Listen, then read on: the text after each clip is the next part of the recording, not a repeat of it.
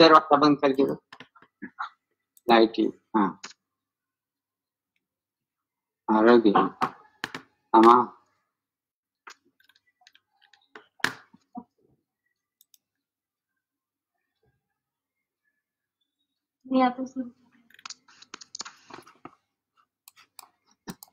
हाँ दादा, जोहार है। जोहार जोहार जोहार। आप सभी दर्शकों को जोहार है, जो लोग इस लाइव वीडियो को देख रहे हैं। हम थोड़ा देर हुए, लेकिन हमें खुशी है कि हम लोग कनेक्ट हो गए हैं। और हमारे साथ में आज हैं भारत के प्रख्यात आदिवासी चिंतक, लेखक, एक्टिविस्ट और आदिवासी राइट डिफेंडर दादा वारू सोनवणे जी। पहाड़ हिलने लगा है कि कवि हैं आप। तो दादा, आपका स्वागत है आज के फेसबुक लाइव में। आप हमारी बात सुन रहे हैं? हम सुन रहे, लेकिन आपका चेहरा नहीं दिख रहा है। कोई बात नहीं है, कोई तकनीकी दिक्कत होगी। हाँ, आप बोलिए, लोग आपको सुन रहे हैं, है ना। मेरा चेहरा तो लोग देखते ही रहते हैं, है ना। ठीक है। तो दादा, मैं सबसे पहले आपसे ये जानना चाहूंगा कि आप थोड़ा अपने गांव, घर, परिवार और बचपन के बारे में बताइए। मेरा नाम वारू सोनवणे है जी। मैं सिरकेट गांव का रहवासी हूँ जी। और महाराष्ट्र में हूँ जी। मैं चौथी तक महाराष्ट्र अपने गांव में पढ़ाई की। जी। उसमें मालेगांव में 5वीं तक पढ़ा और बाकी का जो अध्ययन है वो मैं एमपी में अपना पढ़ाई की। जी। हाँ। तो आपका तो गांव बॉर्डर पर है ना, एमपी और महाराष्ट्र के? हाँ, हमारा गांव महाराष्ट्र और एमपी के बॉर्डर पर है। जी। और हमारा गांव ऐसा है कि हमारा जो बाजार हाट होता है वो खेतिया में, यानी 2 किलोमीटर अंतर पर है। वहीं हमारा बाजार हाट होता है, एमपी में होता है। हम महाराष्ट्र में रहते हैं। हाँ, मतलब आपका डोमिसाइल महाराष्ट्र का है, लेकिन बाजार, शिक्षा, ये सब कुछ एमपी में। शुरुआत में 4वीं तक तो महाराष्ट्र में हुआ और फिर 6ठी से लेकर 12वीं तक, बीए फर्स्ट ईयर तक का पढ़ाई हमारी मध्य प्रदेश हिंदवा में हुई। तो भारू दादा, आपने बचपन में जो भारत देखा और अब जो आप भारत देख रहे हैं, एक आदिवासी लेखक, चिंतक का दृष्टि से आप दोनों में क्या फर्क पाते हैं? मतलब बचपन में जो आपने भारत देखा और अभी जो भारत आपके सामने है, दोनों में क्या सामाजिक, राजनीतिक अंतर है? बचपन में हम जो देखा, भारत को देखा या जीवन को देखा जी, वो बचपन में हम अभी मैं ये कहूंगा कि बचपन में अगर मुझे मालूम है कि जो महंगाई की बात है तो बचपन में बहुत सस्ता ही थी।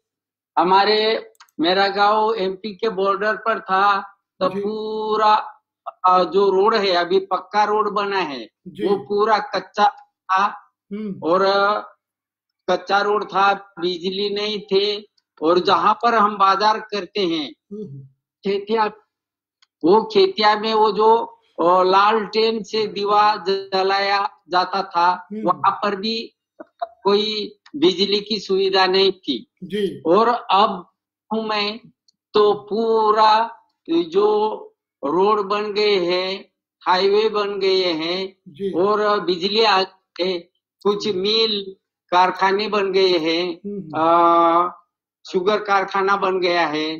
तो इस तरह से अभी देख रहा हूँ वो बहुत ही अभी तंत्र यंत्र से बदल गया है, ऐसा देख रहा हूँ मैं। लेकिन और जो मैं पढ़ रहा हूँ और पढ़ाई में भी अभी कुछ लोग आदिवासी लोग जो कहीं पढ़ते नहीं थे, अगर मेरी बात कहेंगे तो मैं भी पहले दिन गुरुजी आया तो नाम लिखवा लिया और लेकिन मैं गया नहीं स्कूल में। अच्छा, मुझे बहुत आते थे लेकिन स्कूल में नहीं गया। मैं दूसरी दिन से फिर हमारे दोस्त कहने लगे अच्छा है जाएंगे ऐसा, तो फिर हम स्कूल में जाने लगे और फिर मैं मेरे साथ में फिर धीरे धीरे कुछ लड़के आने लगे स्कूल में, फिर पढ़ाई का प्रारंभ हुआ। और मैं कहना चाहता हूँ उस टाइम पर यह जमाती में सबसे पहला पढ़ा लिखा मैं एक लड़का था। तो इस तरह से पढ़ाई की। तो दादा आपने बहुत मुश्किल से पढ़ाई की और आप अपने समाज जमात में उधर से पहले पढ़े लिखे लड़के हुए, तो पढ़ने पर आपको मालूम हुआ कि आदिवासी लोग कैसे हैं, शिक्षा में आदिवासी लोग का चित्रण किस तरह से हुआ है? अगर मैं आज देखता हूँ जी, आदिवासी के बारे में, चित्रण के बारे में, कि आदिवासी के बारे में जी, कि आज के हिसाब से मैं साहित्य में देखता हूँ और जब मैं अभ्यास करने के बाद में जो अनुभव पाता हूँ उसमें बहुत फर्क ऐसा महसूस होता है।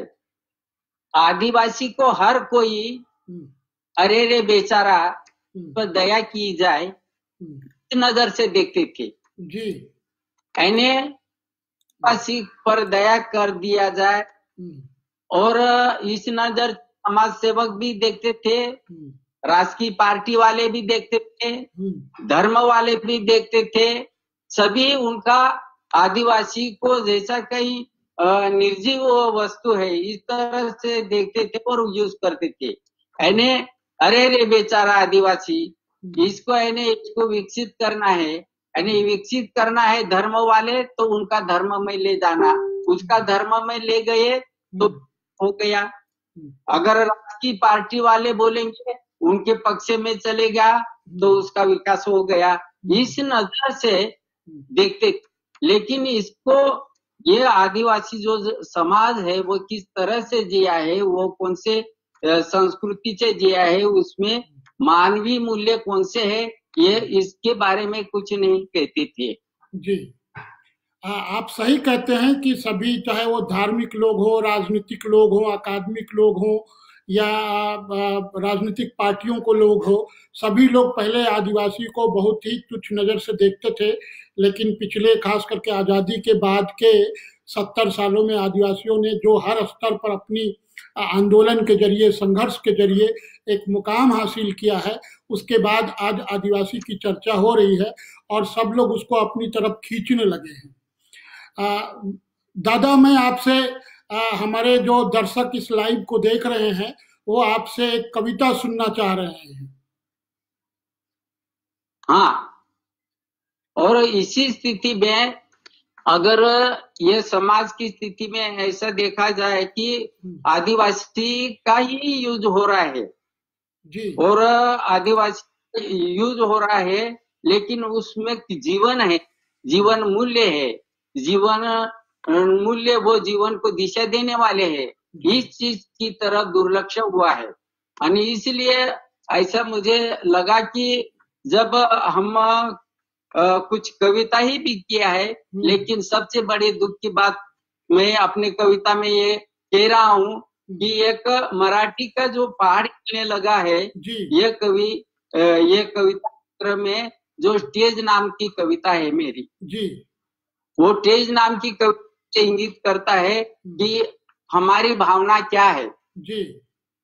वो कविता इस तरह जी, स्वागत है। हम टेज पर गए ही जी, हम टेज पर गए ही नहीं और हमें बुलाया भी नहीं, उंगली के इशारों से हमारी जगह हमें दिखा दी, हम वही बैठे, हम वही बैठे, हम शाबाशी मिली, हम वही बैठे, हमें शाबाशी मिली, और वो स्टेज पर खड़े रहकर हमारा दुख हमें ही बताते रही। वाह, क्या कितनी वो स्टेज खड़े होकर हमारा दुख हमें ही बताता रहे, हमारा दुख हमारा ही रहा, उनका हो नहीं सका, हमारी शंका हम खुद बुझाइए। वो बड़ी लंबी सांस ली और हमारे ही कान पकड़ के हमें दम भरा, हमारे ही कान पकड़ के हमें दम भरा, माफी मांगो वरना टिम्बर टिम्बर टिम्बर। इस तरह की पहली कविता हम अपना दुख व्यक्त करते हैं। बहुत बढ़िया दादा, बहुत बढ़िया कि हमारा दुख हमारा ही रहा। ये आपने बहुत जबरदस्त बात कही कि स्टेज पे, और ये अभी भी हो रहा है कि बहुत सारे लोग आदिवासी के नाम पर खुद स्टेज पे रहते हैं और आदिवासियों को नेपथ्य में ढकेले हुए रहते हैं। आपने शानदार लिखा है, जबरदस्त लिखा है, और आपने न सिर्फ महाराष्ट्र और भारत बल्कि पूरे दुनिया के आदिवासी समाज की व्यथा को आपने इस छोटी सी कविता में, इस कसी हुई कविता में, इस पैनी कविता में बहुत ही अच्छी तरीके से आपने व्यक्त किया है। इसीलिए आपकी इस कविता को लोग बार बार कोट करते हैं। दादा, मैं आपसे यह जानना चाहता हूं कि जो आप लोग महाराष्ट्र में जो आपकी जय बोलते हैं, ये आपकी जय के पीछे का सामाजिक सांस्कृतिक पृष्ठभूमि क्या है? मतलब क्यों बोलते हैं, कब से शुरू हुआ? ये महाराष्ट्र में गुलाम महाराज नाम के एक संत हो गए जी, और एक संत हो गए, और वो संत आपकी जय का नारा, ये अभिवादन दिया जी। ये जो समाज है वो भयंकर गरीबी में, दारिद्र्य में, वेशन में है, उसे कोई इज्जत नहीं, इसलिए वो संत ने बताया कि हमारी इज्जत हमें ही करनी चाहिए। जी, बिल्कुल बिल्कुल सही। जो कलंक हमारे बीच में लगे हुए वो निकाल के फेंक देना चाहिए जी। तो आपकी जय का मतलब हम अपनी जय करना ये भी है, लेकिन उसके पीछे का जो गहन अर्थ है, आपकी जय यानी पंचशील की जी, हवा, पानी, अग्नि, जी, जो पंच है, पंच तत्व है जी, वो तत्व की जय, तत्व की जय यानी निसर्ग की जय, निसर्ग की जय यानी आपकी जय। इस तरह से इसका नाता है। ये जो अभिवादन है ये गुलाम महाराज ने दिया है। गुलाम महाराज के समय अगर कोई होता तो राम राम कहता, कोई होता तो सलाम कहता, कोई वालेकुम सलाम कहता, ऐसा नारा नहीं दिया। वो निसर्ग तत्व जो आदिवासी निसर्ग के सानिध्य में रहकर अपना जीवन यापन करता है, उसी से अपना अभिवादन का रचना करके वो समाज को कहा कि भाइयों, कोई भी अपने दरवाजे आए, कहीं रास्ते में मिले तो उनको हाथ जोड़ के आपकी जय का नारा देना। इस तरह से आपकी जय का नारा दिया है। और यह नारा गुलाम महाराज ने आरती चलवल, जो आंदोलन हुआ, आरती आंदोलन, वो आंदोलन के लिए यूज करता था। अच्छा, आरती आंदोलन को समझ लेना चाहिए। जी, यह आरती आंदोलन क्या है ये समझ। यह आरती आंदोलन, यह सोमवार के दिन गुलाम महाराज स्त्री पुरुष के साथ यह आरती करता था। यह आरती किसी देव की करता था ऐसा नहीं, यह आरती निसर्ग देवता की यह करता था। और यह आरती वो ये करता था तो एक साथ यह आरती ये आरती के इस कार्यक्रम के लिए लाखों के तादाद में लोग वहां रंजनपुर को आए, ऐसा लिखा हुआ है। अच्छा, जो आंदोलन के बाद लेख लिखे हैं उसमें ऐसा बताया है कि यह आरती आंदोलन के तहत एक रेलवे खास नंदुरबार तक छोड़ी जाती थी। तो लाखों के तादाद में यह आरती के लिए आते थे और लाखों की तादाद में यह आरती होती थी। वो आरती किसकी करते थे? और यह आरती अपने घर में अपने पति की करते थे, अपने घर में अपनी पत्नी की करते थे। तो पत्नी यह आरती लेते थे, वो पति को आरती करती थी और आरती हो जाने के बाद में आरती रख देती थी और उसके पैर छूती थी, हाथ जोड़ती थी, आपकी जय का वो अभिवादन करती थी। वही आरती वो पुरुष लेता था, वही आरती पुरुष लेता था। वो जो सामने पत्नी रहती थी तो वो पत्नी की आरती करता था, पत्नी की आरती करता था, वो आरती रख देता था, वो पत्नी का पैर छूता था, हाथ जोड़ता था, आपकी जय करता था। यानी पति पत्नी दोनों ही वंदनीय है, कोई बड़ा कोई छोटा, कोई कम कम ऊंचा ऐसा नहीं है। ये मानवता में समानता के बीज देने वाले यह आरती की, ये आंदोलन की ये मूल्य है। जी दादा, इस तरह के ये आंदोलन। जी दादा, आपने ये आरती आंदोलन के बारे में बताया, ये बहुत अच्छी बात है। ये मेरे ख्याल से 1920 के आसपास गुलिया महाराज ने शुरू किया था, है ना?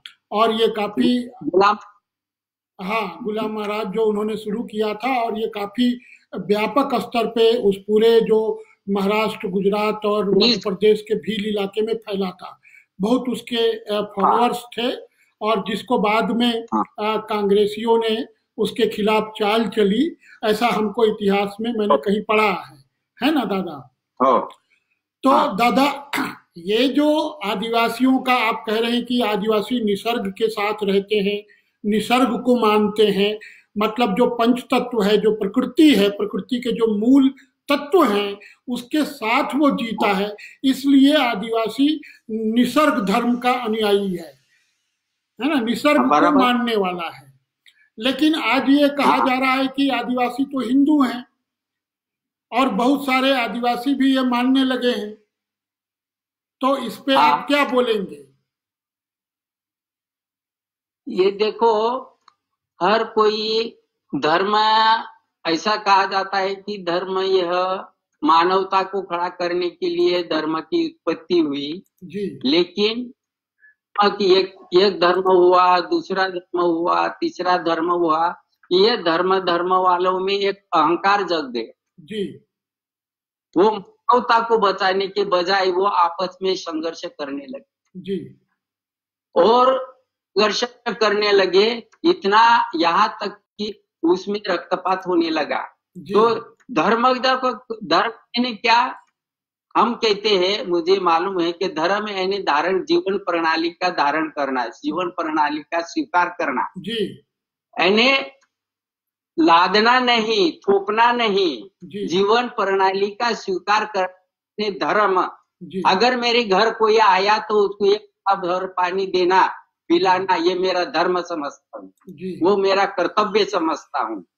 धर्म का अर्थ होता है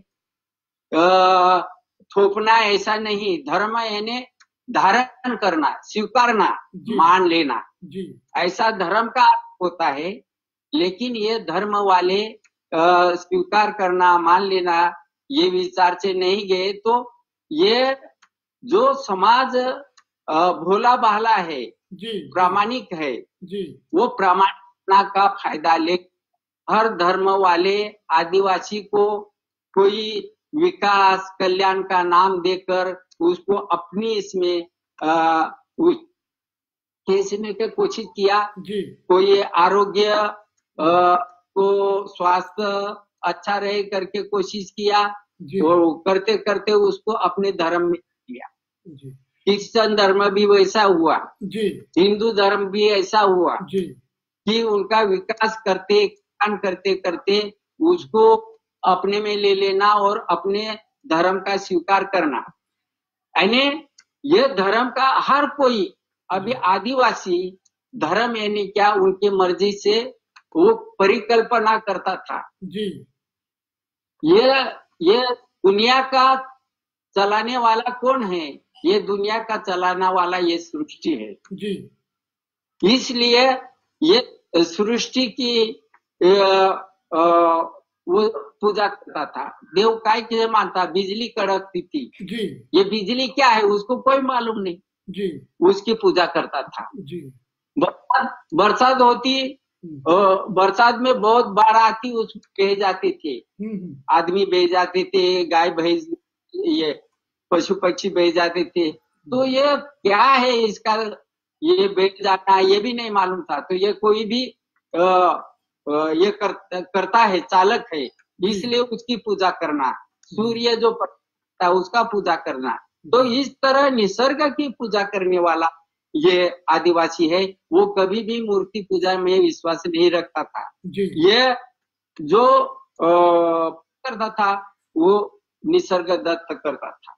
अभी हम उसके जीवन धर्म यानी क्या होता है कि उनके जीवन कौन सा देव को पूजना, वो देव को पूजने के साथ साथ में आगे आता है जन्म होता है तो उसकी जन्म विधि कैसी करना जी, आगे आता है उनकी शादी ब्याह करना जी, तो किस पद्धति से करना, और आगे आता है शादी ब्याह। अभी देखो शादी ब्याहों में कोई बामन लाता है, कोई काजी लाता है, कोई फादर लाता है, उससे शादी ब्याह करते धर्म के हिसाब से जी। लेकिन आदिवासी कभी शिशु नहीं बुलाता, न बम्मन को बुलाता था, न फादर को बुलाता, न मौली मौला काजी मौला को नहीं बुलाता था। वो अपने प्रधान या पुता या गीतारी इनके माध्यम से अपनी शादी करवाता था जी। यानी इनकी पूर्ण संस्कृति अलग थी जी। ये धार्मी वाले की जो संस्कृति है, धर्म है, उनकी संस्कृति से आदिवासी की धर्म ये अलग थी। ये धर्म ये समूह संस्कृति पर जीने वाला, समूह और सहकार्य पर आधारित वो संस्कृति है। ये मूल्य बनाए रखने वाली संस्कृति है। ये संस्कृति के आधार पर आदिवासी रहा। लेकिन ये जो बाकी के धर्म वाले हैं, ये समूह संस्कृति को मानते हुए व्यक्तिगत हित संबंध पर आधारित संस्कृति को ये आदिवासियों में थोपने लगे। इसीलिए समूह संस्कृति नष्ट के आदिवासी का अस्तित्व नष्ट करने के लिए आदिवासी को वनवासी कहने लगे जी। ये वनवासी सिर्फ वनों में रहता है इसलिए वनवासी कहते, ऐसा गलत है। ये आदिवासी को वनवासी कहना शब्द का पेर पार है, ऐसा नहीं है जी। ये पूरा जीवन पट बदल जाता है। बिल्कुल समझो हम वनवासी बन गए जी, हम वनवासी बन गए तो फिर कौन से देव को भजेंगे जी। बिल्कुल तो जो वनवासी के वाले हैं उनके शादी कैसे करेंगे, वनवासी जैसे कहेंगे वैसा जी। जो हमारे यहाँ अतिथि गण आएंगे उनका आदर सत्कार कैसे करेंगे। तो ये जो वनवासी के नाम से उनका उनकी संस्कृति आदिवासी पर थोपने का ये साजिश है, ऐसा मुझे लगता है। तो इस तरह से धर्म वाले सब जीवन पट ही बदल देते हैं। तो इस तरह से ये धर्म का मामला इसमें है जी। दादा आपने बहुत बढ़िया तरीके से निसर्ग धर्म जो आदिवासियों का प्राकृतिक धर्म है उसकी बहुत बढ़िया से आपने व्याख्या की। दोस्तों जो लोग भी इस लाइव को देख रहे हैं मैं उनको बताना चाहता हूं कि आज हमारे साथ देश के प्रखर मनीषी, आदिवासी मनीषी और चिंतक वारू सोनवणे जी हम लोगों को संबोधित कर रहे हैं। ये बहुत हम सब लोगों के लिए बहुत ही अच्छा अवसर है कि जब हम उनको पहली बार फेसबुक पर लाइव आज उनको सुन रहे हैं। दादा को सभी लोग जोहार कर रहे हैं, बहुत सारे लोग इस लाइव को देख रहे हैं, पूरे भारत के लोग देख रहे हैं और आपको जोहार कह रहे हैं। दादा मैं आपसे ये पूछना चाहूंगा कि अभी जो मराठी में आपके बाद आदिवासी पीढ़ी आ रही है क्या, अगर वो आ रही है तो वो लोग कौन है और किस तरह का आदिवासी साहित्य लिख रहे हैं, थोड़ा नई पीढ़ी के बारे में बताइए। ये तो आ तो रहे हैं जी, लेकिन एक आदिवासी साहित्य कहने से सिर्फ आदिवासी का लिखा साहित्य यानी आदिवासी साहित्य नहीं होता जी। आदिवासी अलग अलग धर्म में बट गए हैं जी। धर्म में बटने के बाद में भी वो आदिवासी है ऐसे कहते हैं जी। लेकिन उसमें से भी साहित्य लिखने वाले हैं जी। तो साहित्य क्या, तो मेरा कहना ऐसा है, मेरा मानना ऐसा है जी। समतामूलक आदिवासी संस्कृति के को मद्देनजर रखकर जी। जो लिखा गया साहित्य उसी को आदिवासी साहित्य कहा जाना चाहिए। बिल्कुल सही, बिल्कुल सही। मैं बोल रहा हूँ कि समतामूलक जी। आदिवासी संस्कृति को मद्देनजर रखकर लिखा गया साहित्य को ही आदिवासी साहित्य कहा जाना चाहिए। बिल्कुल सही आप। क्योंकि आदिवासी में बहुत साहित्य हुए हैं जी। वो किसी धर्म से प्रभावित होने से वो धर्म का प्रभाव उस साहित्य में से दिखाना चाहते हैं। बिल्कुल बिल्कुल सही। उस साहित्य धर्म प्रभाव से लिखा हुआ साहित्य वो समाज को दिशा देने की कोशिश करते हैं जी। हमारे इधर महाराष्ट्र थाना जिला में जी। अभी वो रिटायर हो गए प्रिंसिपल होकर, लक्ष्मण टोपले करके, वो हमारा अच्छा दोस्त है जी। लेकिन वो वनवासी के प्रभाव में है जी। इसलिए आदिवासी को वनवासी होने का उसे गर्व होता है जी। जो कि आदिवासी को वनवासी कहने वाले आदिवासी का अस्तित्व खत्म करते हैं। बिल्कुल सही बोले। तो वो भी आदिवासी है करके उसके साहित्य को भी आदिवासी कहेंगे, ये मुझे मंजूर नहीं। बिल्कुल, बिल्कुल। जो साहित्य का अस्तित्व, अस्मिता और संस्कृति को मिटाना के लिए लेखनी चलाता है उसे मैं आदिवासी साहित्यिक मानने को तैयार नहीं हूँ। एकदम आपकी बात से हम सहमत हैं।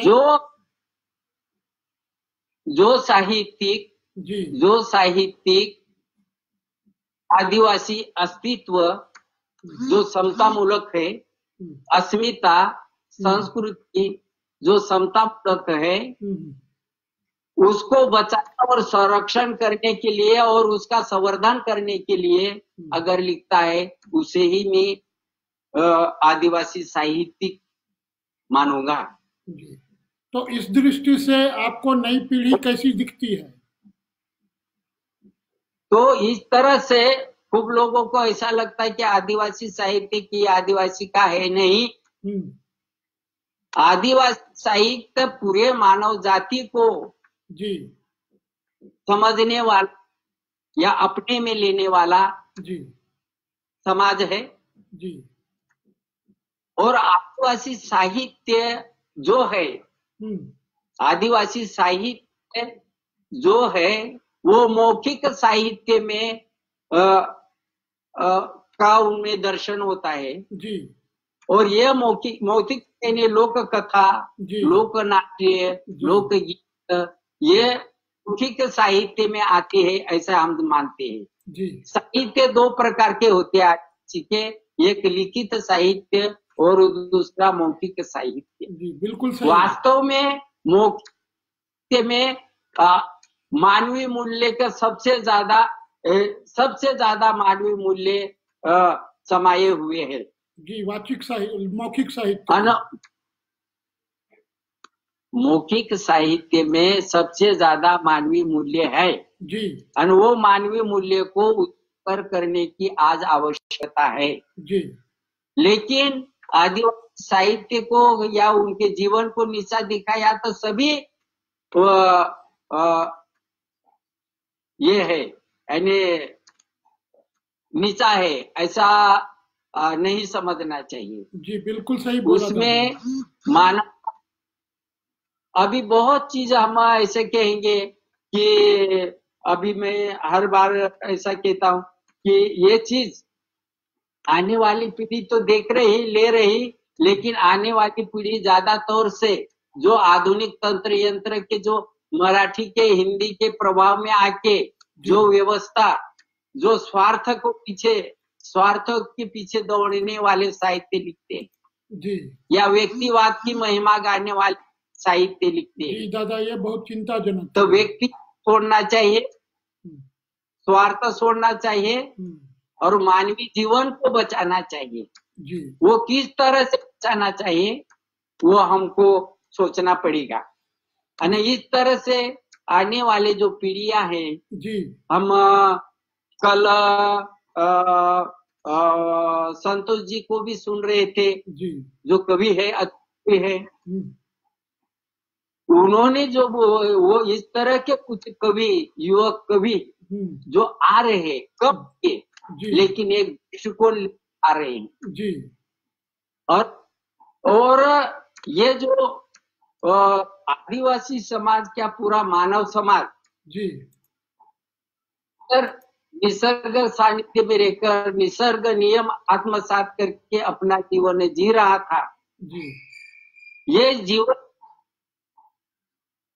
जिसने त्याग दिया, ये जीवन त्यागने का कारण ये है कि जब इस धरती पर जी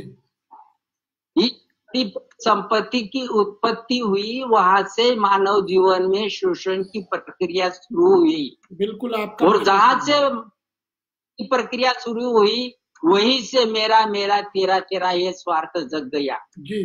और स्वार्थ पर जगने वाले लोग और जो मानवता पर जगने वाले, समूह जीवन पर आधारित जगने वाले समूह लोग इनमें अलग अलग हो गई। वहां से ये दोनों संस्कृति के बीच में संघर्ष चल रहा है जी। और वो संघर्ष वहां से तो वहां तक के संघर्ष ये चल ही रहा है जी, अभी चल रहा है और पता नहीं ये कब तक चलेगा दादा, है ना। आपने बहुत अच्छी से ये चलेगा। ये जो हम आज दुख की बात है कि कोरोनाग्रस्त परिस्थिति में सारी दुनिया हैरान है जी। इसका कई कारण निसर्ग के साथ, प्रकृति के साथ इंसान का रिश्ता बिगाड़ लिए जी, प्रकृति का संतुलन बिगाड़ लिए है जी, इसलिए जो बीमारी की उत्पत्ति होती है जी दादा, इसको भी हम ध्यान में रखना है। जी दादा, आपने बिल्कुल सही कहा और आपकी तरह ही दुनिया भर के आदिवासी लोग इस बात को कह रहे हैं कि प्रकृति के साथ जो इंसान का रिश्ता है, जो निसर्ग रिश्ता है, उसको आपने खराब किया, जिसके परिणाम स्वरूप इस तरह की बीमारी आ रही है। आप बिल्कुल आपने सही कहा। दोस्तों, जो लोग ये लाइव को देख रहे हैं, मैं उनको फिर से बता दूं कि आज हमारे सामने हमारे साथ हैं मराठी के और सुप्रसिद्ध आदिवासी कवि वारू सोनवणे जी, जिनको हिंदी दुनिया पहाड़ हिलने लगा है से जानते हैं। दादा, एक कविता आपसे अब सुनेंगे, एक और कविता। हाँ, एक कविता और सुनाइए, उसके बाद इस बात को खत्म करेंगे हम लोग, क्योंकि आपने आधा घंटा कहा था तो मैं समय सीमा को बिल्कुल ध्यान में रख रहा हूँ, है ना। और जो फेसबुक पे लाइव देख रहे हैं वो साथी सब भाभी जी को भी देखना चाह रहे हैं, तो आप उनको बुला लेंगे तो सब लोग उनको भी देख पाएंगे, क्योंकि आप तो पूरे आदिवासी समाज के अभिभावक हैं। हाँ, आप एल्डर्स हैं हमारे, तो हम भाभी जी को भी देखना चाहेंगे। तो एक कविता भी सुनाइए और भाभी जी से भी मिलवाइए।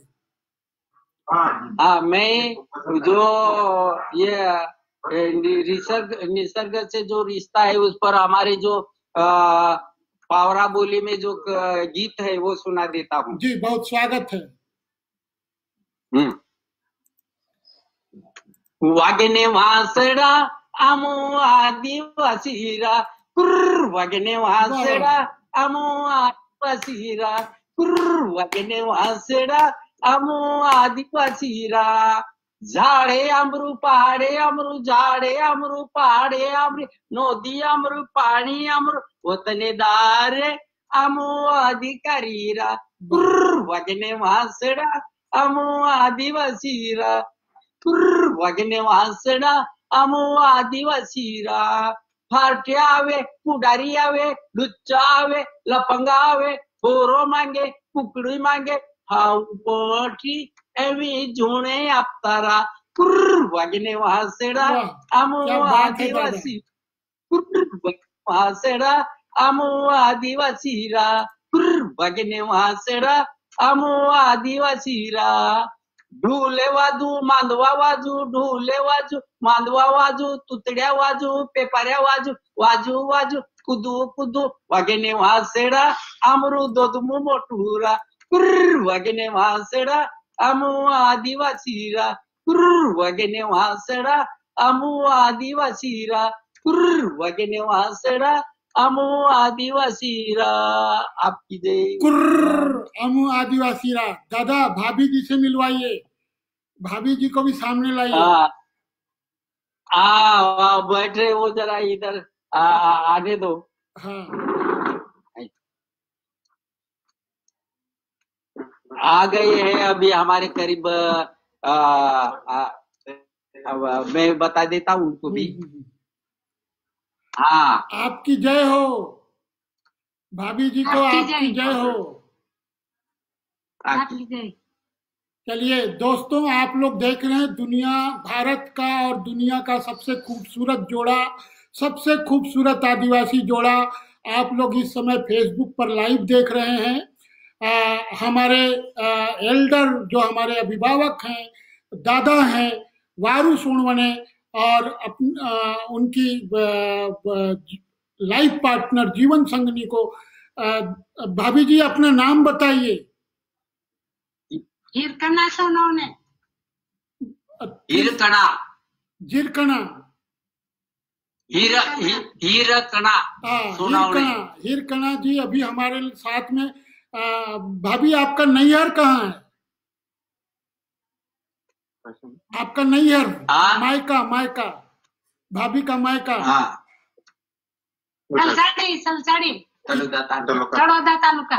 अच्छा अच्छा, कितना दूर है ससुराल से? 50 किलोमीटर। 50 किलोमीटर। 50 किलोमीटर। तो जब आपका शादी हुआ था तो आपको मालूम था कि आपका पति गाना गाते हैं, लिखते हैं? मालूम अपना। हाँ। अभी आपको कैसा लगता है जब लोग उनको मिलने आते हैं, आपको मिलने आते हैं? आते। ठीक है दादा, बहुत बहुत धन्यवाद, आपने इतना समय दिया, हमारे आग्रह को स्वीकार किया। दादा और भौजी दोनों को बहुत बहुत जोहार, और उन तमाम दर्शकों को भी जो लोग इस लाइव को देख रहे हैं, उन सबको दादा की ओर से आपकी जय जोहार। जोहार। जोहार।